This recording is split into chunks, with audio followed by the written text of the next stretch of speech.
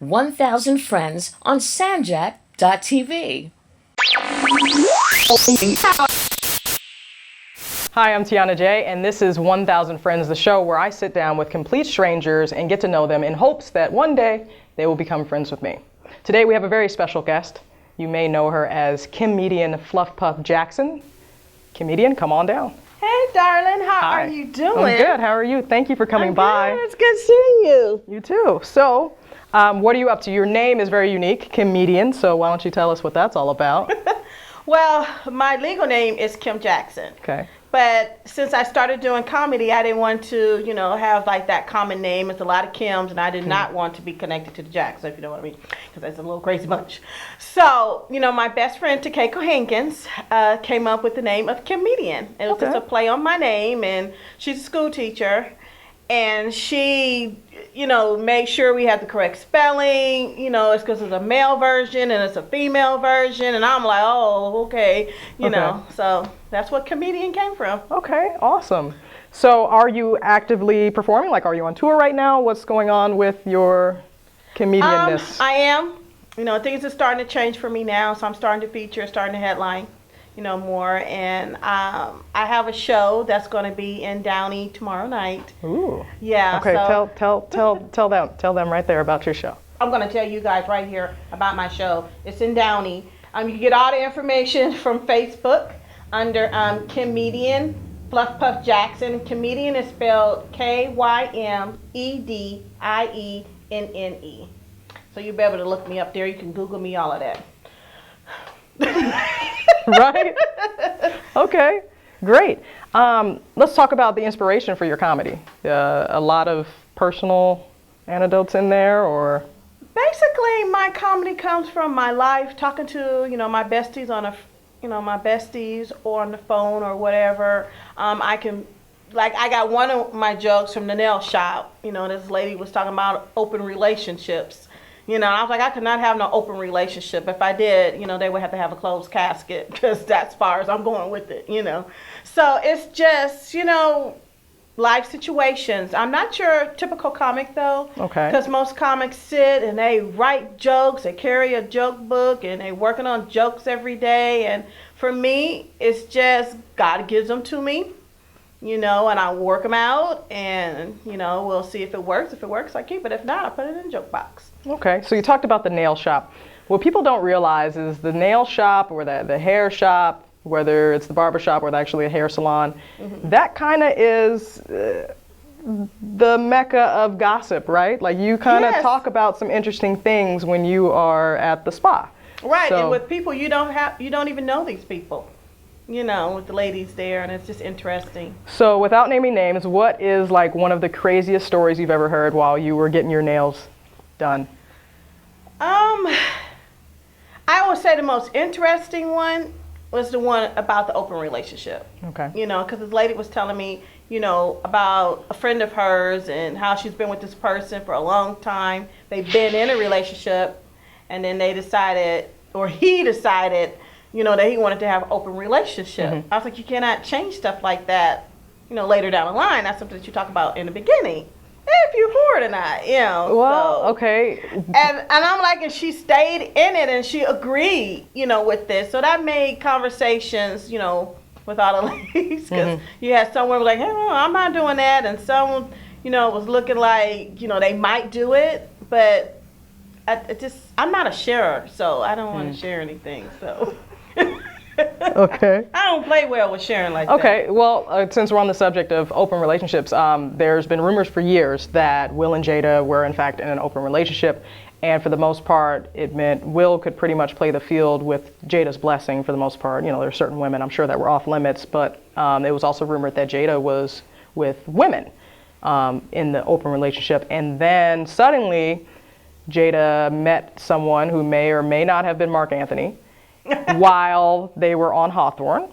Right, I heard about that. And next thing you know, Hawthorne's canceled. And Mark Anthony's getting a divorce, and possibly Will and Jada are getting a divorce, and there was all this going on. So I think that it showed that you can be okay with an open relationship until that person brings in a partner that maybe you are not okay with, or that you are intimidated by. Or the boundaries, had to, been crossed, because, I'm quite sure there are boundaries in an open relationship, I guess.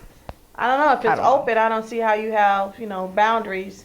If you play around on a playground, anything is, can happen. And maybe something sparked and, she was lacking it a little bit more or something. Maybe Anthony was doing something and Will couldn't do. I don't know. But it's just, that's what happens when you open that door, to open relationship. Well, I've often wondered about the appeal that is Mark Anthony. I mean, if you look at his past lovers, I guess we can call them, he's not doing bad in the lover department. So, but he's this big. He's the tiniest little dude. So it's like, what?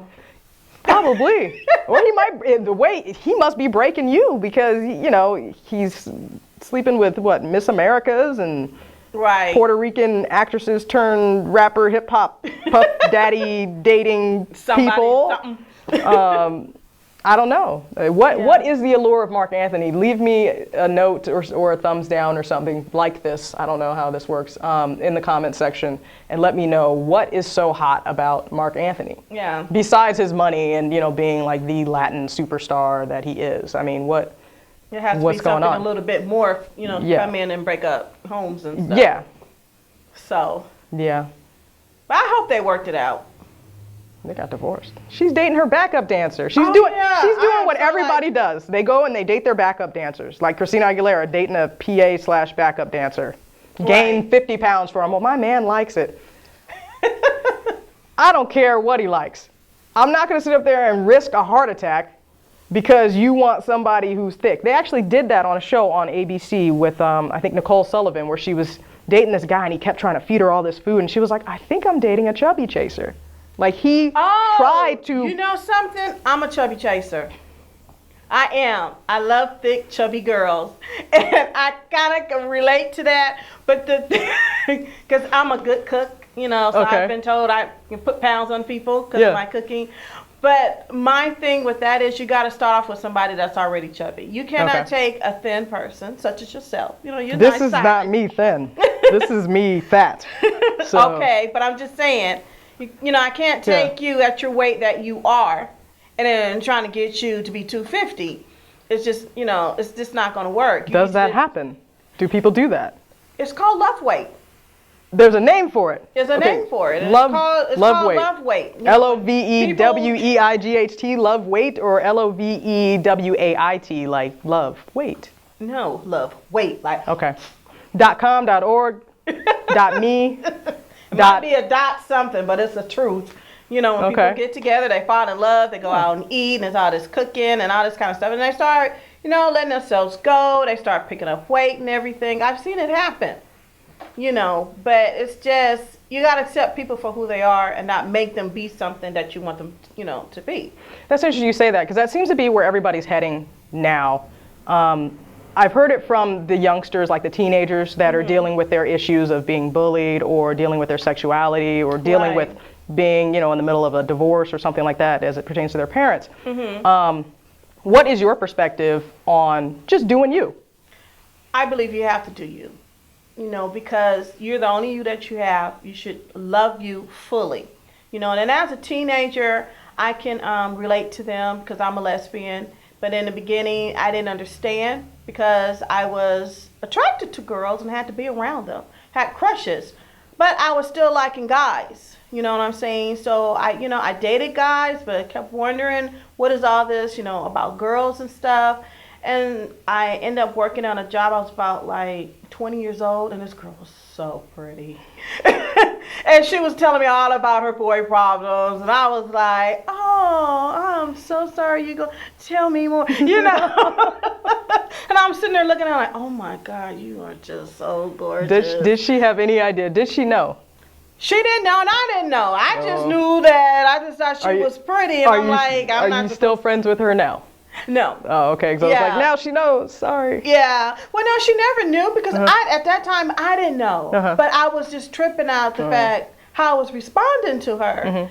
So, later on in life, I was around some friends, that are lesbians, which I didn't have a problem with, And so one of the girls there, I saw her for the first time, and I thought she was just so pretty. And I was like, here we go, these issues again. But at the same time, I was dating this guy. Oh. So I was going back and forth, but I was like, I got to address these issues, because it keeps popping up every now and then.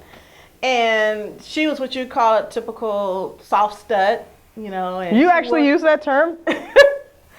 There's terms. I know, there's too many.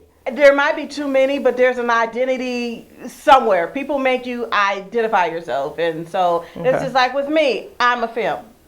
I'm not your ultra femme, I'm not a pillow princess, but I am a femme. That's just who I am, But she was just so cute, and I just was with her all summer. Not like that, but I had to be around her. If I knew she was going to be over there, because there was hanging out and stuff, I was there, So I finally told her how I felt, and she was really shocked. She says, but I'm gay. I said, I know.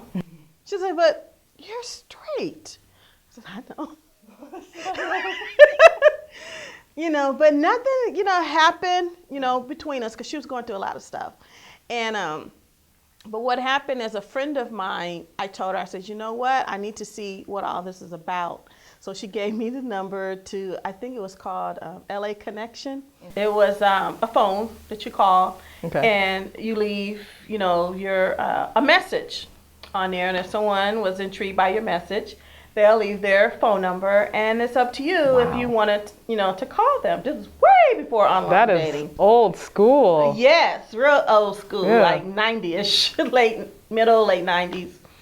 And so, I had got 2 messages. One girl had left a message, and I think I called her, but she didn't call me back or something. And then another girl I called, and we talked, and we connected, and we ended up getting married.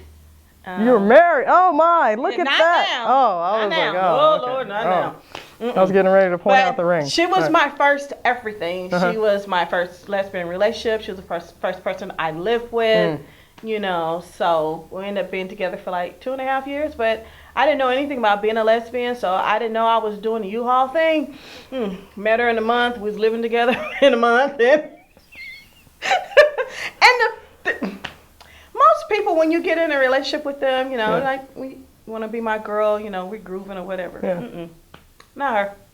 We're in a grocery store shopping, right? And so I'm like getting my groceries on my girl, what you gonna get and whatever. She says, well, are we gonna buy groceries separate or are we gonna buy groceries together? I'm like, it don't make a difference. However you want to do it, I don't care. She says, well, are we gonna be together? Together doing what, honey? That was just the strangest way for somebody to ask you to be their girl. Yeah. So that's how we end up getting into, a relationship. So you had essentially no idea that she had felt that way, I take it?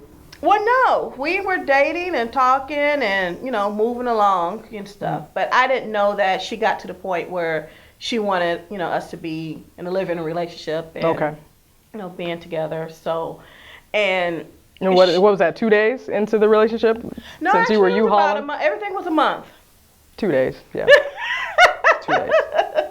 Yeah, and my coming out story to my mom. Oh my. Oh, we're doing one of those. Okay.